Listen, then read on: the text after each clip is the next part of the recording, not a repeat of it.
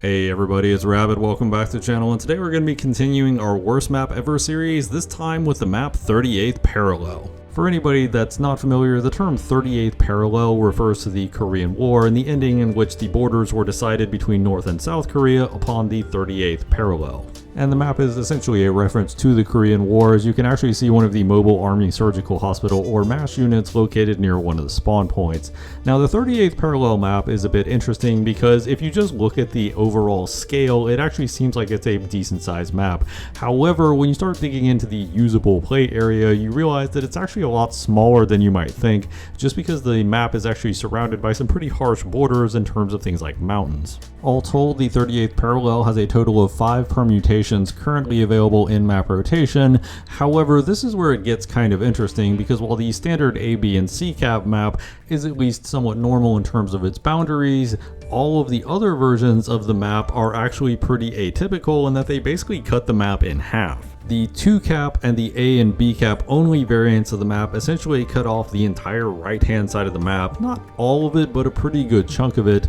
and the C cap only map also cuts off a sizable chunk of the left hand portion of the map. So it is a rather interesting map in terms of how it plays based on the type of capture points that you have, because it does play fairly differently, because a lot of core flank routes that would be available on other variants of the map simply aren't available if you're playing one of the sub variants. In that respect, I'm reasonably certain that this is the only map in the game where all of the sub-variants of the maps actually have an artificially restricted play space, although I could be wrong on that. Now, one of the first things I always look at with any map is the 2 cap variant and whether or not it's worth even going for the capture point. As a reminder for anybody that might be new to this series, in the 2 cap variant of maps, as soon as you capture the enemy capture point, the game effectively immediately ends. However, it takes considerably longer to both decap and ultimately capture these capture points. In 38th Parallel, it's actually not bad. If you can secure the immediate area around the capture point, enemy reinforcements generally have to go through some pretty narrow alleyways in order to get to you. So if you can get that initial push and get the enemy out of that area, you actually do have some pretty good positions. On top of that, because both of them are in the river and right next to a bridge, there's actually a pretty substantial amount of cover around the capture points, so it's actually kind of difficult for an attacker to try and get you off of it and get a line of sight to get a good shot in. So in general, while I still think going for the capture in 2 cap maps is often a mistake, in this particular map there's enough cover and it's annoying enough for a team to get back to their own capture point that I think it is viable if you can get that good bit of initial map control. That being said, getting that good bit of initial map control to push up to the capture point in the first place is very likely going to put you in a scenario where you would have won anyway through attrition, but it is at least worth considering. Briefly running through the various capture points, and the A capture point is probably the most straightforward in that it's basically in the middle of a village.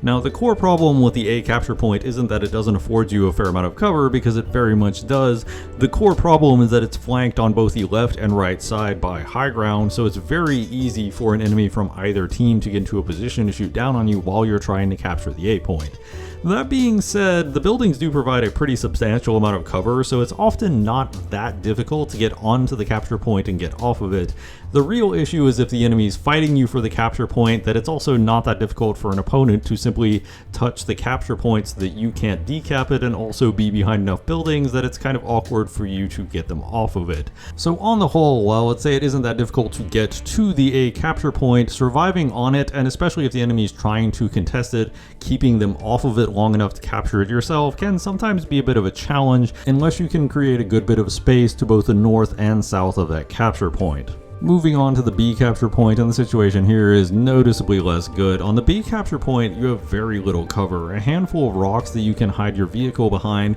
but you're flanked to the left-hand side by a piece of high ground, and additionally a lot of elevated positions both to the north and south can see onto the B point from various angles. So finding a position where you can capture the B point always feels excessively risky on this particular map, because there's always that chance that somebody just peeks a random angle that you weren't paying attention to and just takes you out, and there's often not that much you can do about it. On top of that, while there are some structures on the capture point, most of them are pretty flimsy and won't really hold up to things like bombs and rockets, so it also is pretty vulnerable to air attack as well. All told, there is a pretty valid reason why most teammates and opponents will endeavor to be on the B capture point for as little as possible, because it just is not a good position to be in for an extended period of time. That being said, because it does have the river to the north and the south, you can often retreat into the river to get some immediate cover immediately after you've captured it. Also, there is an area wrapping around the mountain to your immediate left that you can also use to try and escape it, although that can sometimes expose you to an excessive amount of hostile fire. The C capture point is where it starts to get somewhat interesting, because while there's very little cover on the capture point itself, you're basically exposed to all fire to anybody that can see on it.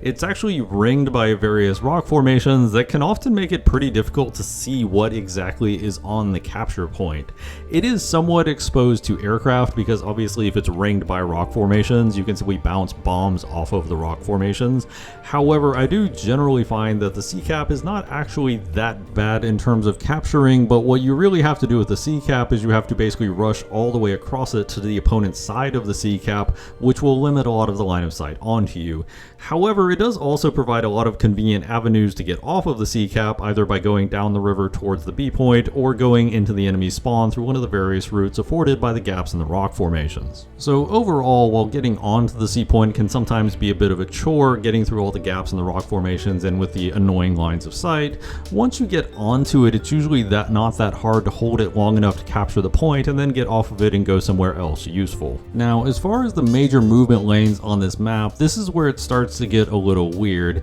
The most obvious movement lanes, and you can see this very clearly in the roads on the mini-map, is the road going straight through A to the enemy spawn, and of course you have the road going straight through C also to the enemy spawn. These are obviously going to be pretty significant movement lanes, but that leaves the entire area in the middle of the map with pretty vague, honestly, movement lanes and a lot of different lines of sight covering it.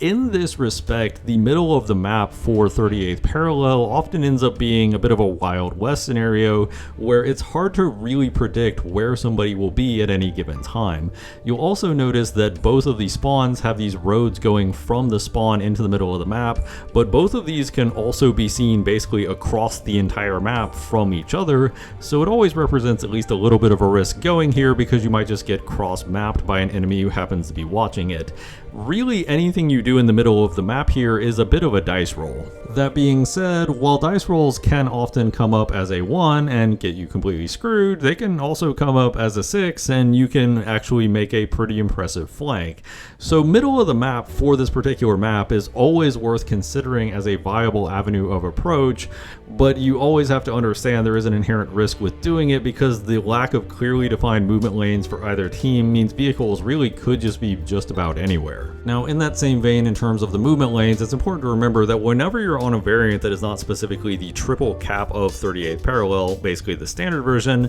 the map is always going to get cut in half, and this makes for some really weird movement lanes around the middle of the map that are often even harder to predict than normal, and it's often quite difficult to tell where exactly the enemy will focus their efforts. With that being said, the one truism in War Thunder is that enemies always attempt to flank, because basically everybody wants to get free kills, so it is at least a little bit more reliable because you have the hard map boundaries, so you know there are parts of the map the enemy specifically can't be. Now, as the 38th Parallel is basically a Korean map, there's a lot of elevation and there's a lot of depression, and what that means is there's a lot of power positions in different parts of the map that are all able to exercise a strong degree of control, but only over a specific set of lines of sight, because obviously the rest of the lines of sight are going to be blocked by all the other large rock formations. On the far left-hand side of the map, we have the hill to the immediate left and north of the A capture point. This is a very strong position for the north spawn to take, and can often make the A capture point and trying to move around it for the south team quite difficult.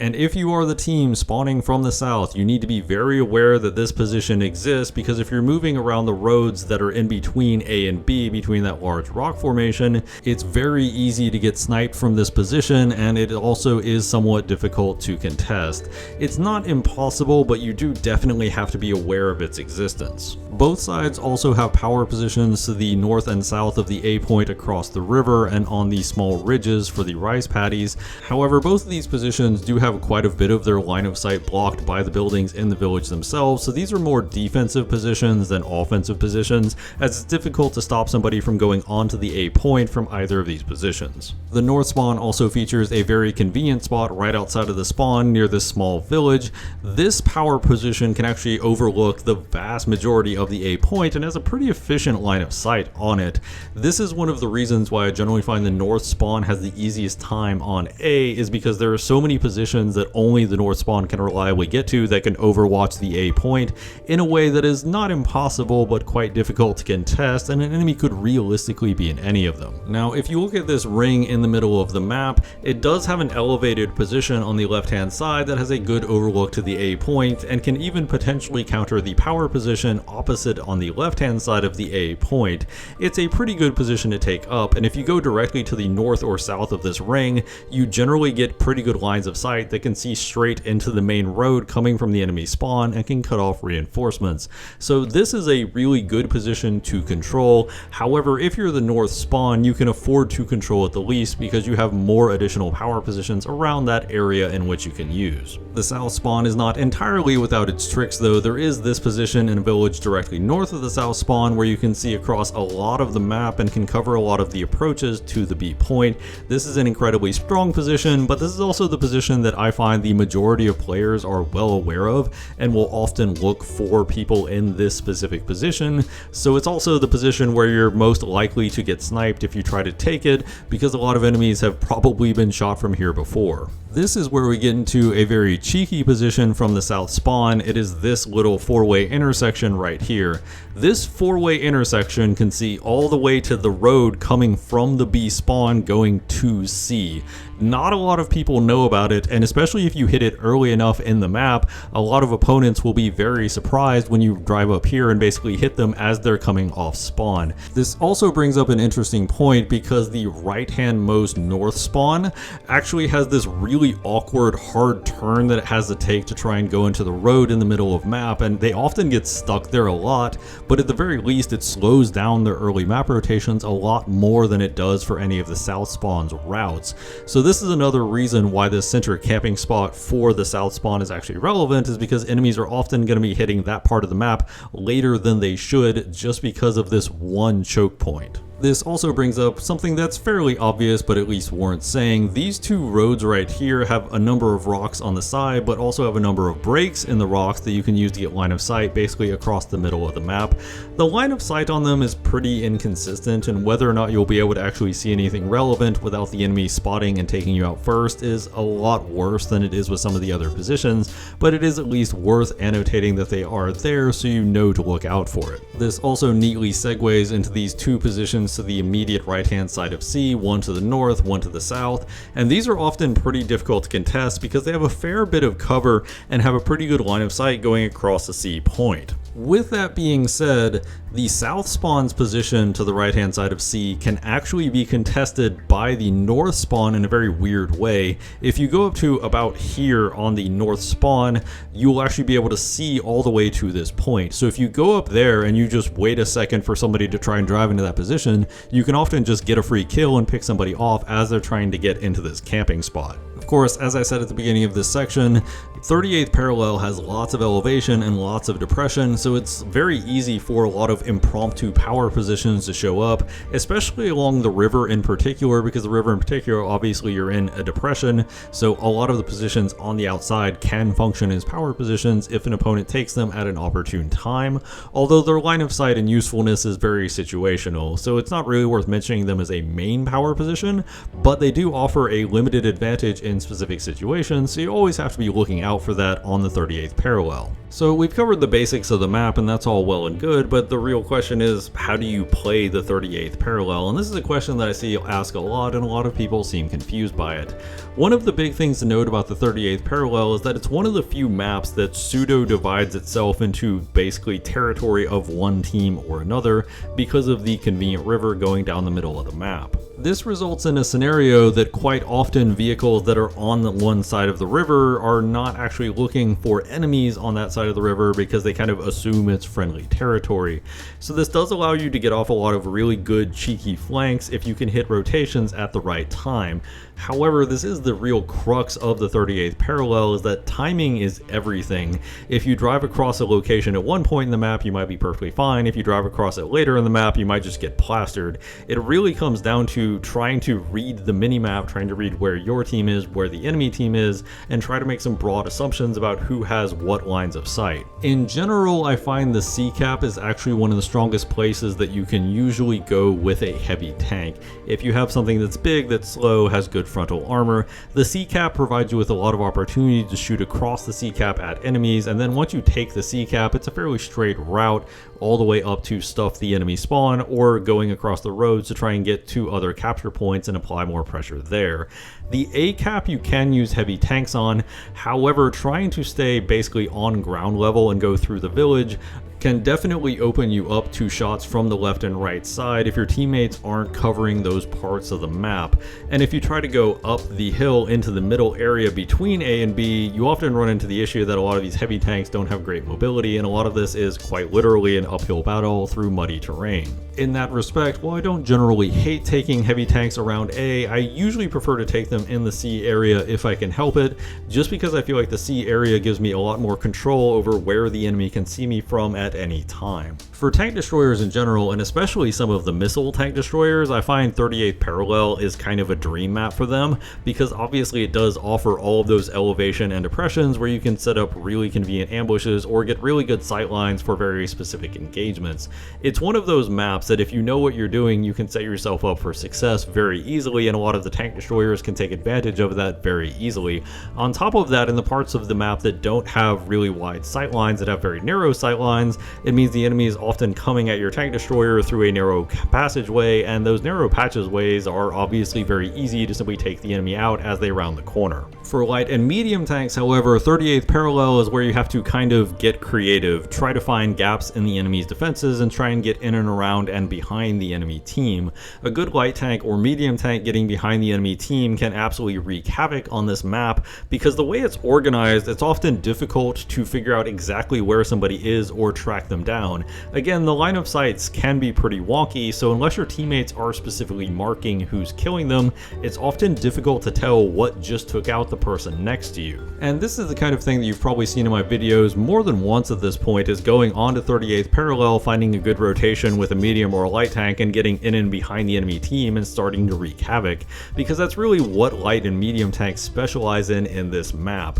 Alternatively, instead of simply getting in and around and behind the enemy team, light tanks can take advantage of the fact that a lot of the different parts of the map, such as the area between A and B and the various raised roads around the middle of the map, offer a bunch of different sight lines. They can take advantage of their mobility to take up wildly different sight lines depending on what point of the map you're in. So using your mobility to either flank and around the enemy or to move from one sniper spot to another sniper spot are both viable strategies for medium tanks and light tanks. Of course, the real question that I always have when I'm in a medium or light tank is, do I want to try to hit this one road in between B and C right away? If you can hit this successfully at the very beginning of the map, you can open up a flank that can basically just crush C for your entire team and set yourselves up for success. With that being said, it's not exactly an uncommon route to take, and as I already said, there are some lines of sight that do have pretty good overwatch on it if your opponent is looking for it right away. But if your opponent isn't watching that line of sight right away, or if they're the north spawn and they actually get stalled at that one choke point,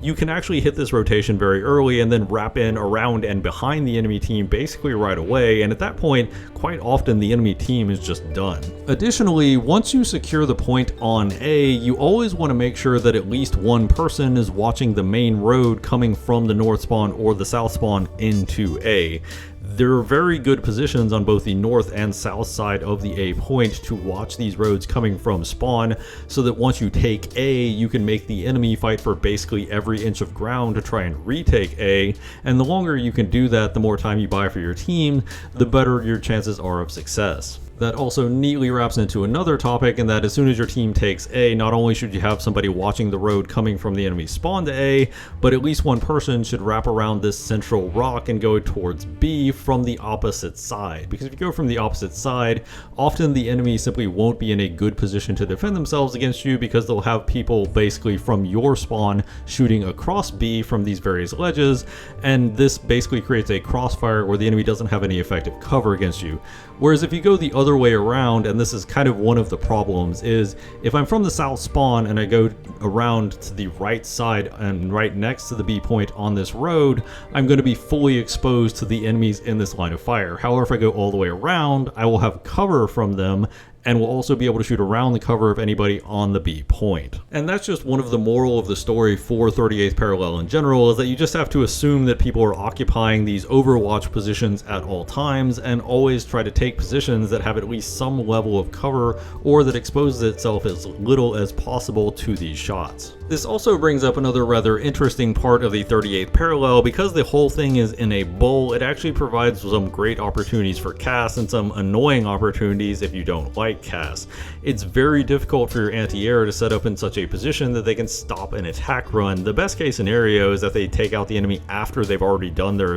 attack run or their bombing run, or really the best case scenario is that your planes go to fight the enemy planes. This also brings up another annoying scenario, because the south spawn's helipad is actually on the other side of the dam and has amazing cover from all of the north spawn's anti-airs. And you've probably seen this in one or two of my videos. It turns out that, yeah, your helicopter can just use that giant hill as cover between the helipad and the north spawn, and you can just hit everybody mid-map and they can't really do anything about it. The helicopters from the north spawn don't have anywhere near as much cover. Their best bet is to wrap all the way around to dam side as well, but that'll expose them to the helicopters from the south spawn and any planes they might have a lot more so. So generally speaking, the south spawn does have a pretty big advantage if you're at a battle rating that uses powerful attack helicopters over the north spawn. As for my overall thoughts on 38th Parallel, it's one of those maps where I often either have really good games or really bad games. Either I get the timings and rotations I need and I shut down the enemy team,